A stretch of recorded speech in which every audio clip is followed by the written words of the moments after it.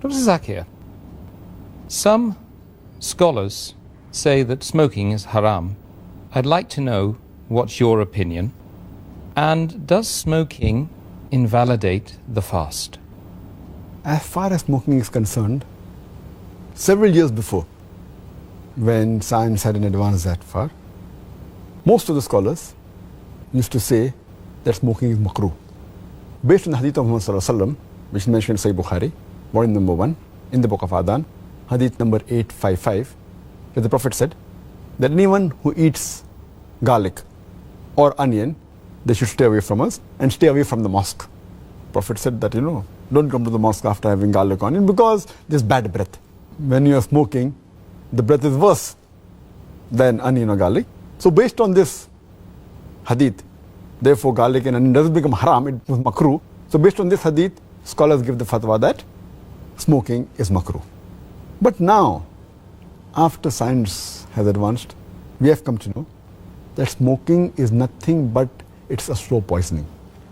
Tobacco in any form, whether smoking, cigarettes, whether bidi, whether tobacco in hookah, whether chewing tobacco, all forms of tobacco contain nicotine and tar. And we know it's nothing but slow poisoning. That is the reason most of the non-Muslims also, they agree that smoking is haram. Not only the Muslim world, even the non-Muslims. That's the reason they put a statutory warning on the cigarette packs. They put a statutory warning saying cigarette smoking is injurious to health. Or in some countries it mentioned general surgeon's warning or surgeon general's warning.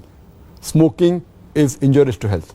And anyone gives the ad, whether in newspaper, in the magazine or television, it is compulsory that they have to highlight the statement, smoking is injurious to health. So I'm not talking about the Muslim world, even the non-Muslim world agrees that smoking is nothing but slow poisoning. And today, according to statistics, the World Health Organization says that every year more than 4 million people die only because of smoking. And if you count the other forms of tobacco, it will be much more. And today medical science tells us, and even I had learned when I was doing my medicine in the medical college, that more than 90% of the lung cancer deaths are only due to smoking, whether cigarette or bidi or whatever it is. 25% of the cardiovascular deaths are only because of smoking.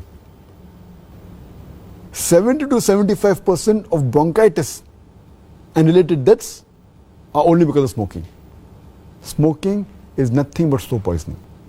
It blackens your lips, blackens your gums, your fingertips, it damages your lips, it damages your esophagus, it damages your stomach, and it can cause constipation, it can cause loss of appetite, it can cause loss of libido, your sexual power gets suppressed, it can cause immunity to the drugs you take, and it reduces the defense of your body.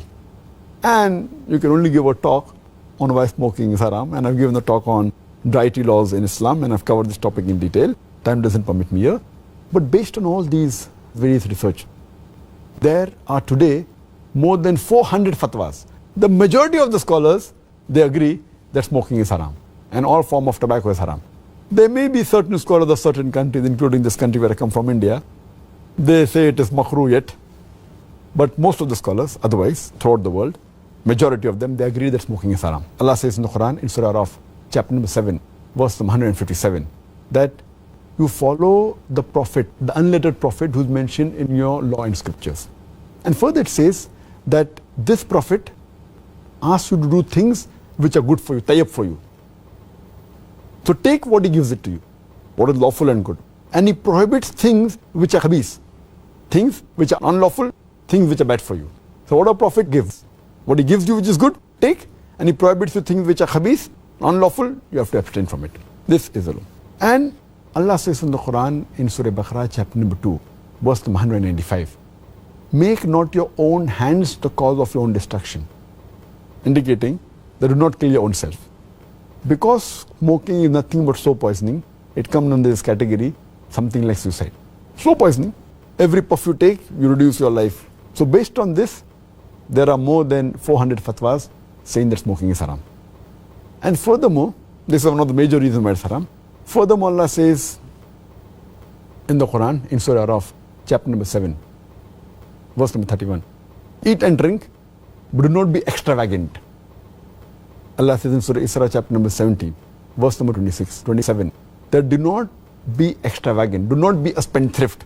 For verily, a person who is a spendthrift is a brother of the Satan, is a brother of the devil. And we know that when we smoke, it's nothing but extravagance. It's nothing but taking a pound note or a few pounds, or taking a dollar note, the green dollar bill, or a pound, and lighting up with fire. When we smoke, when we light the cigarette, it's nothing but burning money, whether it be rupees, whether it be dollars, whether it be pounds, whether it be riyals. It's nothing but extravagance, which is haram in Islam. And you can give a list of reasons why it's haram. But just to cut it short, one more reason, that you cannot harm your own neighbor. You cannot harm your own brother. And in smoking, when you exhale out the smoke, it causes more damage to your neighbor. Passive smoking is more dangerous than active smoking. When the person who smokes, when he exhales out, if the person who's a neighbor inhales this smoke, it causes more damage to him than the person who smokes. That's the reason many countries like Singapore, etc., they banned smoking in public places. In your personal house, you can do it. In public places, in government places, smoking has been banned. So based on this, it's haram. So smoking is haram.